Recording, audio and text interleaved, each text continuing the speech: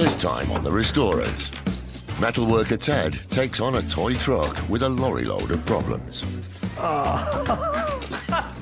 Nice! Screech from the Black Lagoon. French polisher Steve injects new life into a wormy walnut bed. It's now filling up all the network of wormholes. Very satisfying. And blacksmith Nev works metal magic on a damaged wire planter. So as you can see now, boom, just aged 100 years.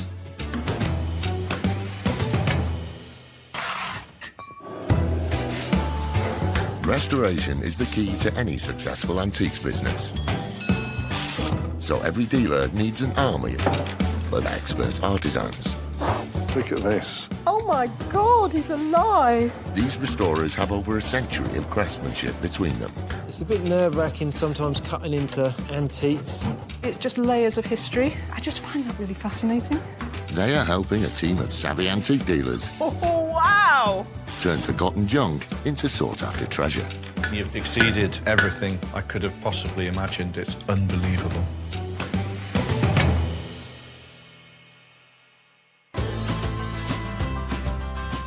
In the castle town of Conwy, North Wales, Drew Pritchard's shop is an Aladdin's cave of rare antiques. Today, he's invited master blacksmith Ned Morris to the shop, as Drew's taken a punt on a twisted treasure that's fallen on hard times. It is 30 seconds from scrap. I think that's probably the best way to describe it. When Drew says it's a mess, well, it barely exists, basically, you know, and you know you've got your work cut out. Got something nice and easy for you to do. Grab hold of that. Don't like the sound of that. There you go. Oh, my God. Simple. 19th century, English, wrought iron plant stand. Conservatory stand, whatever you want to call it. Unusual in the fact it doesn't have a gallery top where you would put your plants. It's a flat top, and it has always been that way. It just has this lovely sort of fringing running around that. Well, it did have. Wirework plant stands were all the rage from the late 1800s to the 1920s, as the fashion for indoor plants spread across Britain. Made in the English foundry towns and cities by skilled wire weavers, these fanciful designs were delicate yet strong enough to support pots of plants. But after years of service, this one is collapsing and can barely support itself. Do you know why the reason to buy it? Do you know why? Go on. 40 quid. Yeah, So, you know. fair enough. So what I want you to do is marry up all of the pieces that are missing from around the side here, yeah? And match the paint up, get rid of all these NAFO repairs, straighten it, make it saleable, so it can be in the shop for about 350, 400 quid. Okay. Yeah? Yeah. Is that all right? The structure is gone. You know, it just literally wibbles. Half the trim around the side, that's gone.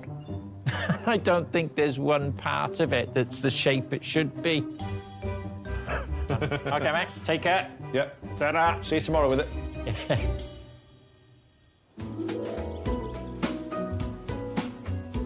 With the wonky plant stand on the bench in his forge, Nev can begin to take it apart. So what we've got to do is work out, first of all, what we can reclaim from it, what we need to replace. The legs have been inexpertly wired to the tabletop in a botched attempt to save it. Could have been done by some granddad or grandma somewhere. It's horrible stuff, though. To get the original antique fixings off, Nev reaches for a blowtorch. The problem is, if I try and unbend them cold, it's going to break, I know it is. Your best option is to take it to red heat or above, yeah? And that's your best option of getting it off intact, but it can still break at that heat.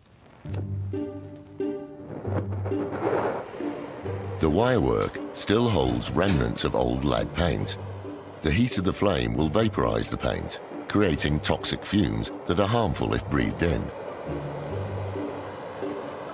But Nev is hoping the heat will help the fragile metal to ease apart, and that this fiddly job will turn out to be worthwhile.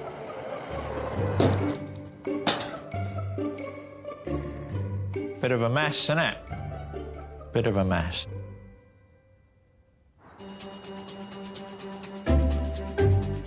Based near Corfe Castle in Dorset, metal artisan Ted Edley learned the nuts and bolts of his trade in the motor industry.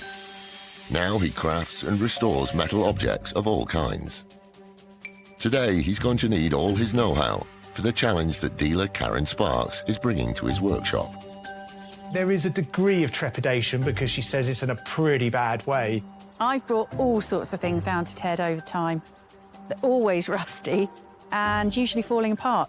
I think he's going to be quite excited about this one. What, do you need a hand with it? Yeah, let's get it in there.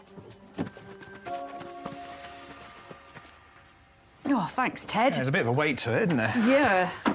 We'll have a look. Yep, let's have a look at it then. This is so me, isn't it? What, rusty? Yeah. Actually, believe it or not, this is quite a special little thing. This high-quality vintage toy vehicle dates from the early 20th century.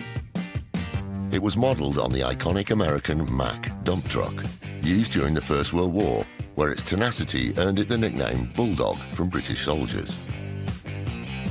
This pedal-powered plaything once commanded a hefty price tag, but to restore it to anything like saleable condition will be a heavy haul. We're certainly going to need a new mudguard on this side, possibly running board. What's the mechanism like underneath? Do you want to have a look? Yep. Let's swing it over. Ooh. Such as it is.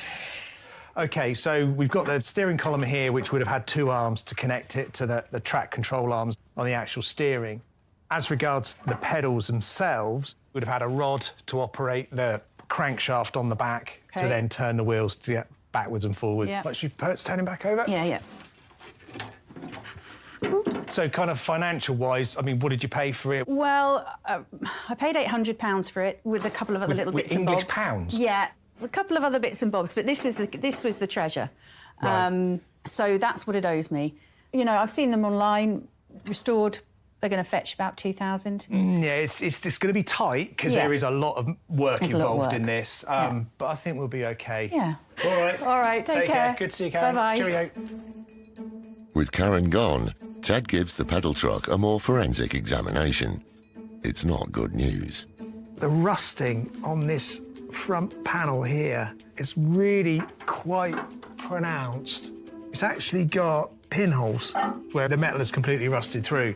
Before I go too much further, we could break it down into its component parts and then we could assess each individual part, what we need to do.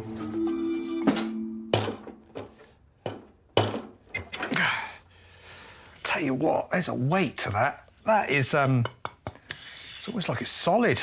Right, let's just see if it'll move.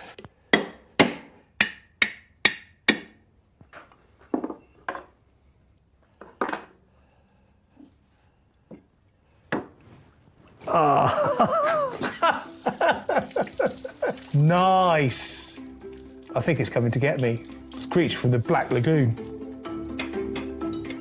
The water wheel suggests the truck might even have been fished out of a river or canal. Every single thing on this is just seized solid. That's it. The truck is fused together with rust. Ted can only hope he's left with some sound metal at the end.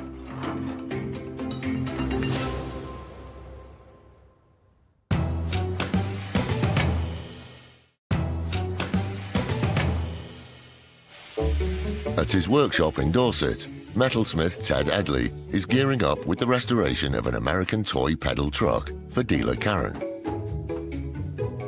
Oh, it should. That's better. We have a degree of stability now. Meanwhile, to learn more about her investment, Karen has come to the Liscard Museum in Cornwall. It houses a large collection of vintage wheeled toys owned by Phil Chapman, who has been collecting them for more than 20 years. Apparently, Phil has a collection that spans the 1900s to the 1970s. I'm hoping he's going to be able to shed some light on my truck, give me an idea of the history, the value, and just tell me a little bit more about it. Hi, you must be Phil. Hi, Karen. Nice to meet you. And you. Welcome to Liscard Museum and my toy collection here on display. It is absolutely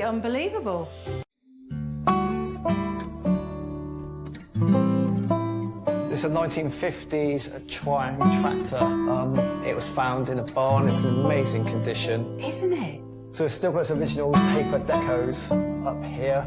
Still got its rubber bands on the wheels as well. So it hasn't been repainted, nothing. It's No, literally as it was. Obviously, the main reason I've come to see you is because I've got something that I think is quite special. If I can just show you. Yeah. This is my truck. I recognise that as a Steelcraft Yeah. Bulldog Mack truck. Quite distinctive because of the front. Steelcraft were founded in 1919 and they started doing car parts and electrical fans. Electrical fans. Electrical fans How for bizarre. offices and homes. And then in the 20s, they branched off and started making toys. Period-wise, where do you think it would have come from? This is probably about 1935, around that area. But interestingly, you can see it's got its headlights there and it's got the bumper. So this would be more of a deluxe version rather than the standard Mack truck. That's good to hear. Which here in the UK, this is quite a rare find. Ah, as that's well. interesting. What kind of value could I be looking at if it was restored? Restored, that will fetch between £2,500 and £3,000. Oh, happy days. Great. Music to my ears. You've had a good find there. 'Cause Yeah. I've been hunting for pedal cars for 20 years and I've never seen one. Could be yours. That's wonderful. Thank you very much for your time. See you later. Cheers. Bye. What a terrific chap. He is so knowledgeable and he's told me so much about my truck. It's a rare thing and actually I've got the deluxe model which I'm pretty chuffed about. It's been absolutely fantastic.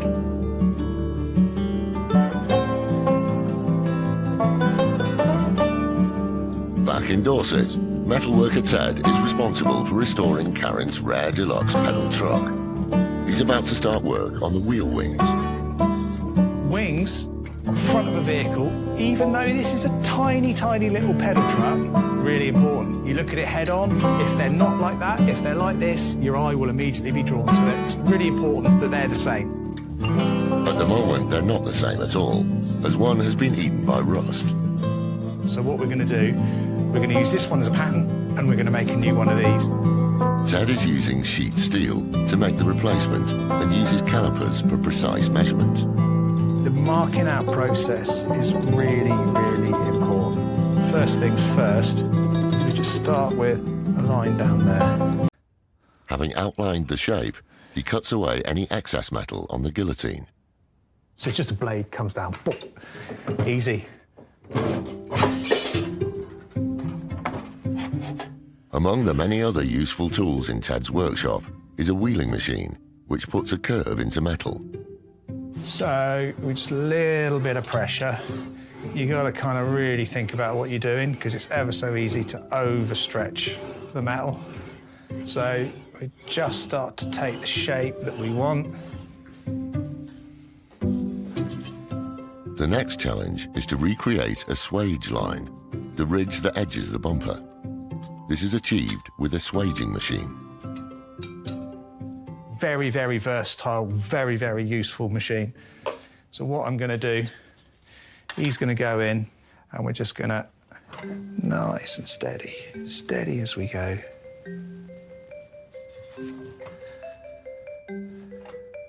Now, the tricky bit is always going around the corner. Never like going around the corners.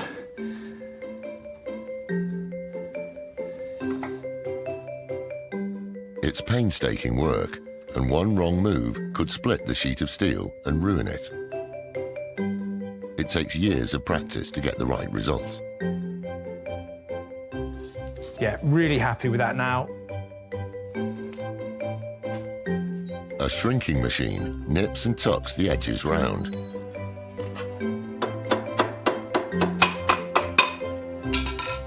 And Ted sands for a level finish.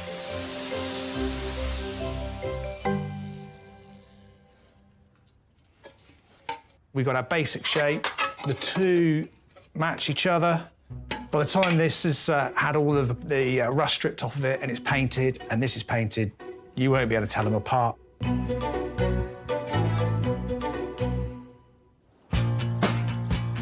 At his forge in the hills above Conwy, Blacksmith Nev Morris is working on a badly damaged antique plant stand for dealer Drew.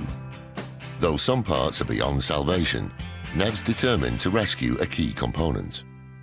It doesn't look like it at the minute, but this is what strings the whole thing together. It's its base. It holds the legs together. You put the weight on it, it stops it from spreading. Right. We'll use the hammer and anvil to get this straight. I don't need heat for this because they're just gentle bends, yeah? So you just take it easy. So you're not really hammering down hard on it at all. So you can see that's a lot out of it now. There's still just a gentle little curve there. We're going for super, super straight.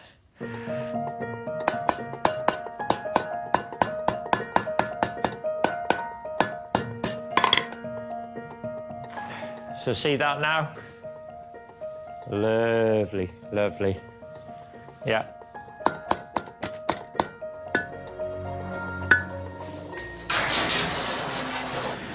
Right. Now that's come out nicely. With the leg brace straight and true, Nev can weld it back together.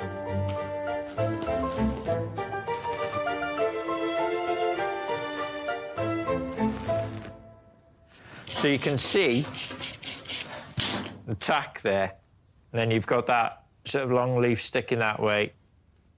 Once the wire gets wrapped around it, it's not going to be seen.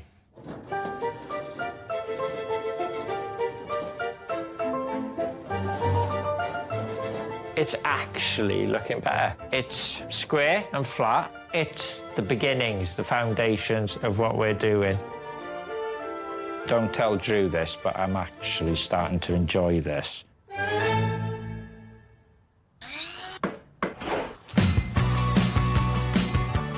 In Dorset, metalsmith Ted is rebuilding the chassis of the Mack pedal truck. Though the proper word might be remake, as much of it is too rusty to use. We can use that, we can use this, and we can use the pedals. The brackets for the springs we can also use. The rest of it, throw it away, make new ones. So the end point that we're aiming for is to have it as a usable toy that a child can come in, sit in it and use it. And of course, at the moment, we can't do that because it would fall in half. Like its grown-up counterpart, the chassis is the bedrock of the truck's design. Ted begins with sturdy new side rails. Gonna mess it up now. Using a folding machine, he folds two pieces of steel.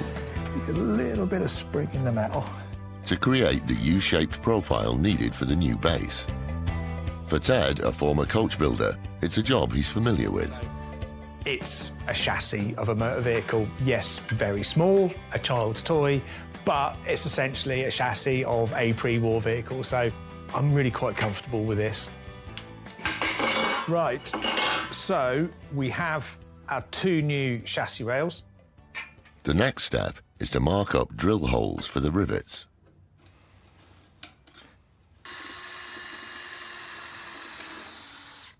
I am literally now going to rivet this together. So we're going to pop him up through the hole and we just hammer it into position.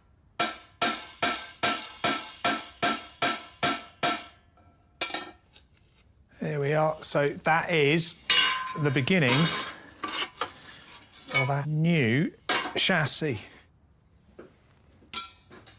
Now, it's important that I copy everything that I see onto here onto the new chassis rails. And we've got these little reinforcing plates. Effectively, the weight of the whole of the back of the truck is on that point there. Vitally important that I put new ones onto the chassis rail. With the new strengthening plates welded into position, the chassis is good to go. We've got our foundation now. We are ready to start and build up the rest of the truck. Ted has had to remake much of the bodywork, including the bulldog nose, as the original was too riddled with rust. It's Trigger's broom, but it means this toy will be safe to use, and he's managed to retain some of the vital parts of the original 30s truck. The great thing about this is seeing it all together, all in its birthday suit. It's now ready for paint. So, there we are. One dump truck, nearly. A week and several cans of spray paint later, Ted drives to Sherborne to return the truck to dealer Karen. I've been sort of slightly worried about it. I'm worried that he's going to over-restore it. Hello, Ted. Hello, Karen. Nice to see you. And you. Do you know, that's actually bigger than I thought it was when I left it with you, but hey. Well, it's gained some bits and lost some bits and then gained some more bits. Do you want to have a look? Yes, please. So lucky. Oh, my word. That is fantastic, Ted. When Ted first saw this vintage vehicle, it was rusted, broken, and unfit for use. Now this classic child's pedal truck is ready to hit the road again. Ted has got rid of the rust, reinforced the structure and mended the controls. And the authentic paint job and American decals means it looks its age in a good way. That's absolutely amazing. I love the thing. Do you know, I was actually really worried that it would look spanking new. Well, actually, most of it is new. Really? Yeah. It was so rusty, and actually, when I took it apart, most of it just fell apart. So, pretty much most of the body is new. This panel on the side here, that's an original panel. Okay. But the rest of the nose is entirely new. Blimey. The seat is entirely new. The back we were missing anyway, so that's new. I did, however, retain all your drive mechanism, this wing, and the Ted. wheels. It looks so period, so aged. That is absolutely outstanding. So what do you think about value? Well, I paid $800, which I know for a lot of people they would have probably laughed at the prospect of that. But I've got to be looking at $2,500. Because where are you going to get another one from? Yeah, that's it. The States. Yeah, that's And it. it's going to cost you to get that back. It's just how you'd want it to be. I'll leave it with you then. Thank you very I'll much, see you later. Ted. Cheerio. Take care.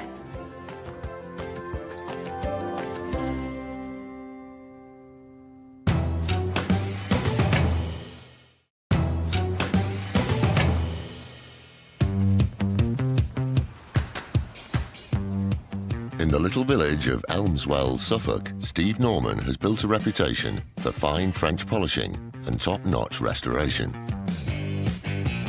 Today, he's meeting antiques dealer Mary Swallow for the first time. She's hoping he can rescue a decorative but damaged item she's had sent on ahead.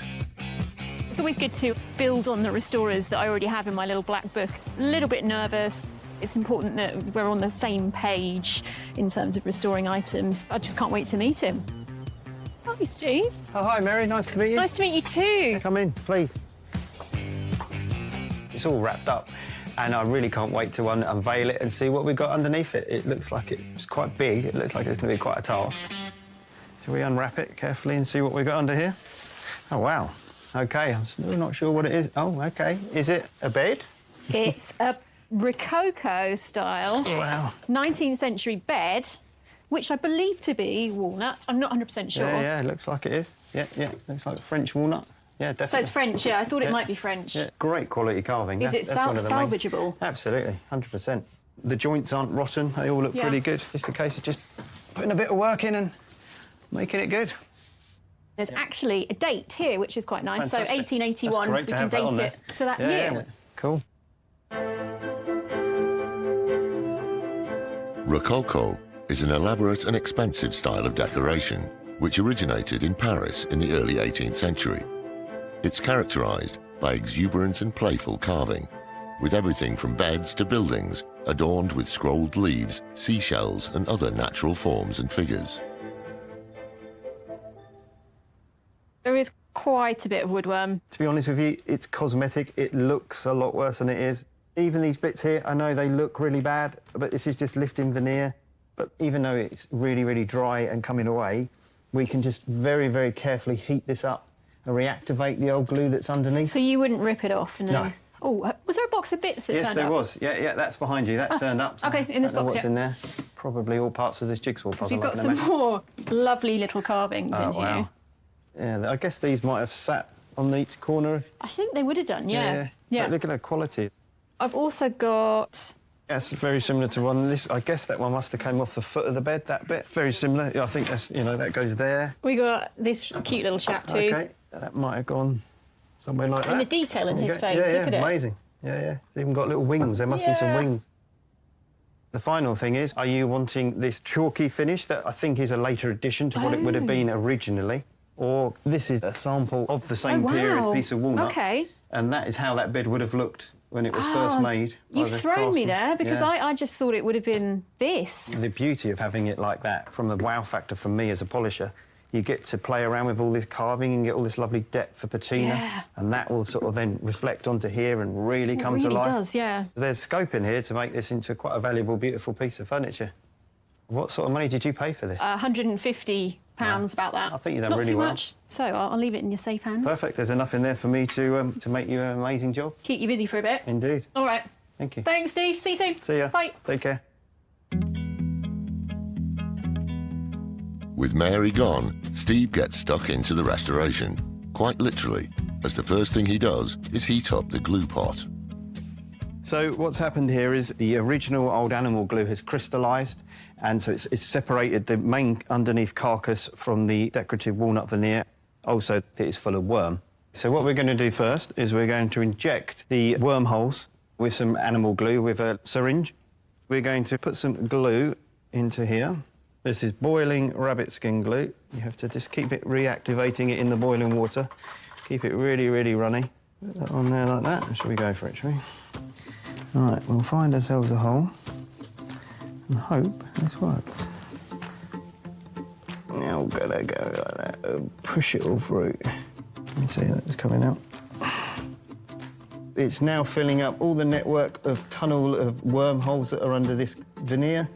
Will start to come in like that. You can see it oozing out. Very satisfying. As quick as I can before it sets.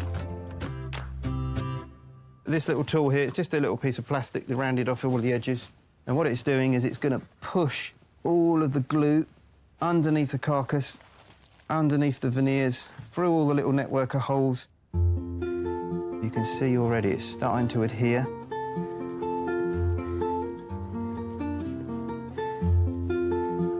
Will, in a minute, I promise, stick. It's very, very time-consuming, but it's quite rewarding because we know now that all the carcass underneath is now filled up with all the glue and it's solid, whereas before it was like this. You can hear the difference. This is just one small corner of the bed that we have just done that tiny little section. I've got the whole bed to now tackle.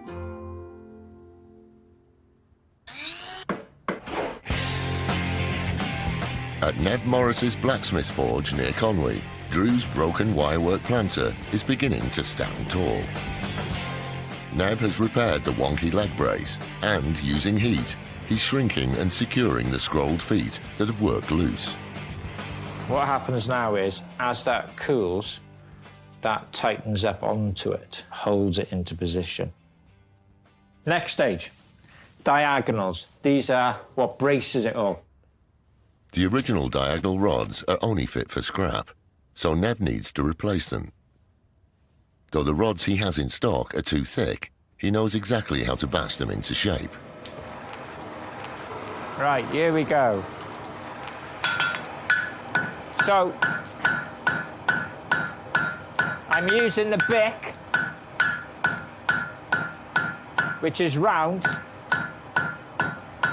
And as you can see, it's helping me move metal, because that's what we're doing. The bick, or beak, is the rounded end of the anvil. Upon this, Nev hammers the round rod into a square one.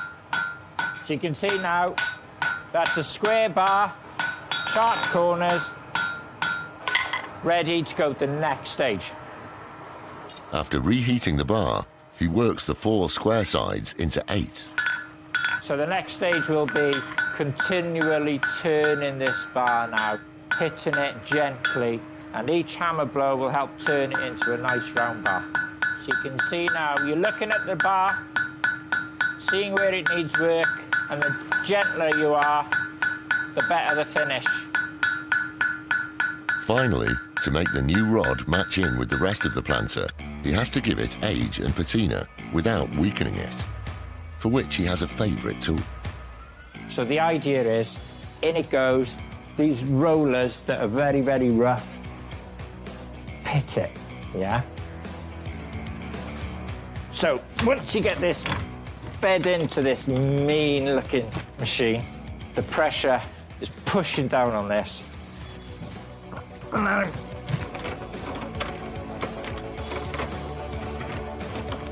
this is more fun than it looks. Really damaging and right up my street. So as you can see now, boom, that's just aged 100 years. One end of the textured cross brace goes back into the forge, so the softened end can be fashioned into a hook.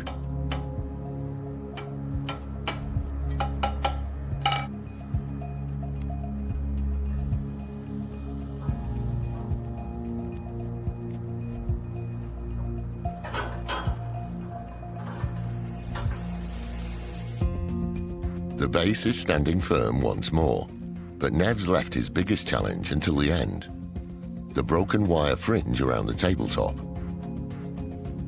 This is the tricky bit now for me, because not only is it difficult, but also brain power because of patterns and repeating, and everything's got to go into the right place. And this is where I'm going to struggle.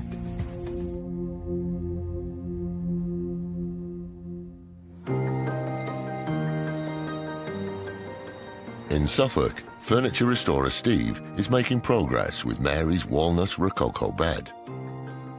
He's re-glued and clamped all the fragile veneer back in place.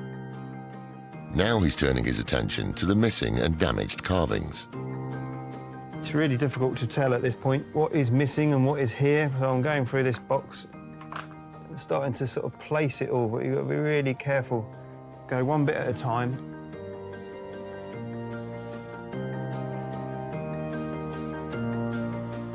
Steve is using the surviving scrolls and flowers as templates to match what has been lost. All missing pieces will have to be recarved in the Rococo style. So I'm kind of thinking that we need to have some petals, leaves, flowers, matching up with what's left, and we will carve in rather than carve onto it. What else have we got? We've got some scrolls here that I can transfer across, so we can have a scroll coming up here.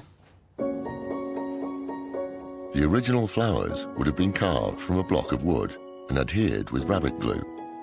But to save Mary time and money, Steve is going to carve his flowers directly into the bed head. This is a high-risk strategy. If his carving skills are not up to the standard of the original Rococo artists, the bed will be worth considerably less. It's all about committing. As soon as we start, there's no going back. We can't keep adding bits of wood back into it because we've made mistakes. So it's a case of just carving in, committing, chopping in. And you just allow the mallet to drop onto the surface on some of this really hard timber.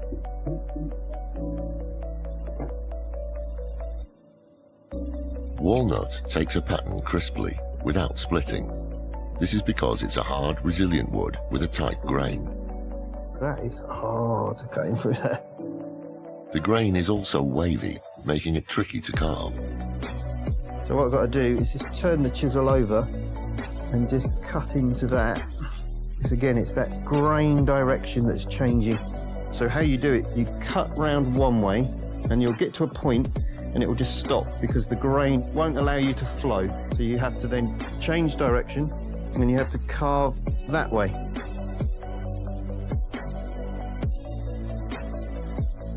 After an hour and a half of fine and careful carving, Steve is only halfway through one flower.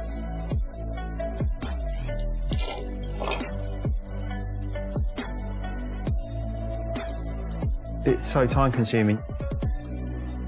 Hopefully Mary will appreciate all my hours of blood, sweat and tears.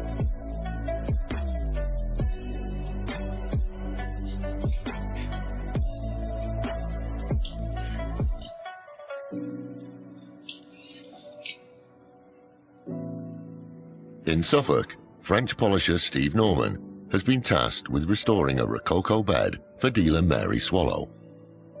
He's replaced all the missing carvings, carefully matching new with old. And you just very, very carefully go over it, burnish it in, and it just gives that lovely patina, because what you're doing is you're breaking down the pores and closing up this grain, makes it so much easier for polishing. The natural colour of the walnut wood Steve has used to restore the carvings is a clue as to what the bed might look like once the chalky white paint is sanded off.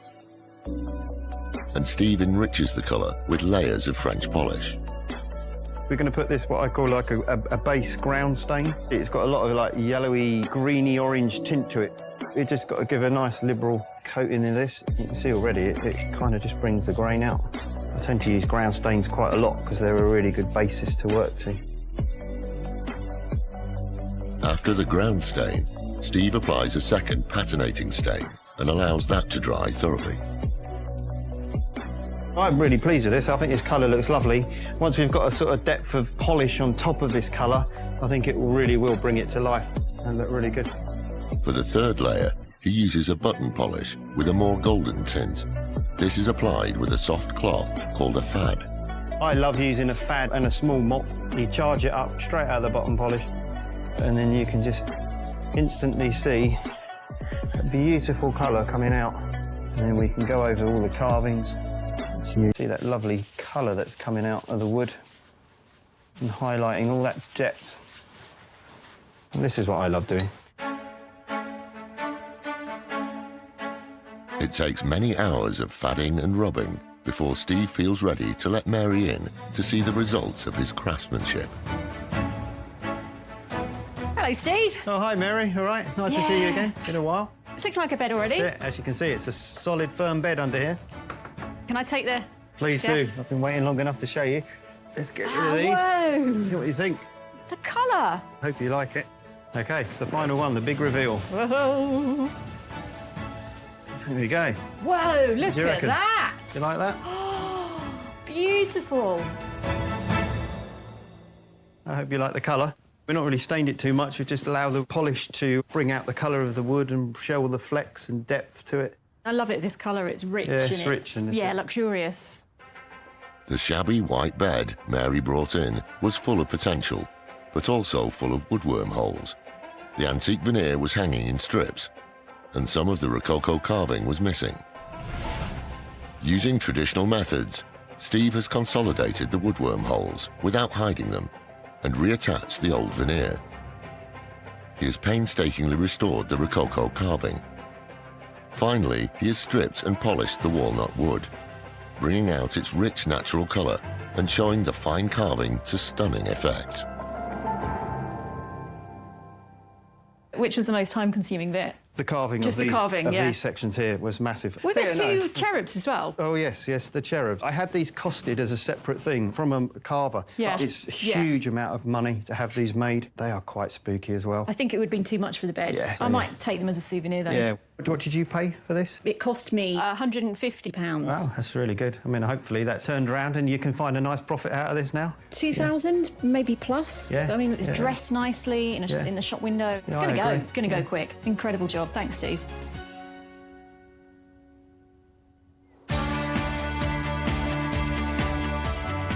At his forge in the Conwy Hills, Master Blacksmith Nev has reached a tricky stage with Drew's wirework plant stand.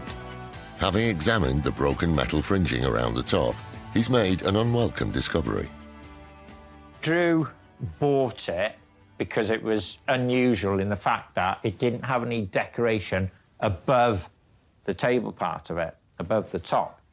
Highly unusual, he said. I found evidence that there was, and that means that we need to put that back in. Do I put back in the decoration that's missing above that line? Because now it's going to be less unusual. To help him make that decision, Nev decides to repair the bottom fringe first, as that is still more or less intact. 1.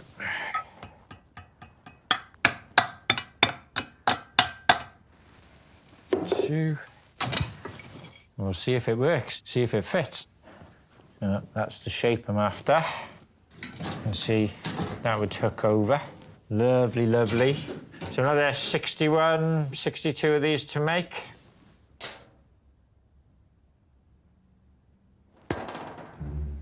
Each broken part has to be cut away and a new piece put in its place. What could go wrong? Am I in the right place? So you've got to be that side of that and that side of that. You've got to be outside of that when you're going that way. Right, okay. I can do this, I can do it. Am I right? Does it look right? It looks right. Work completed. Drew is at the warehouse, waiting for Nev to show up and reveal whether the wirework plant stand was worth the time and trouble. Hopefully, he's going to be happy with it because I've put tons of hours into it. Hey, Nev. You right, Drew? And what's the big man going to think? Dunno. What have we got then? Plant stand, mate. Oh, it's Plant great. stand.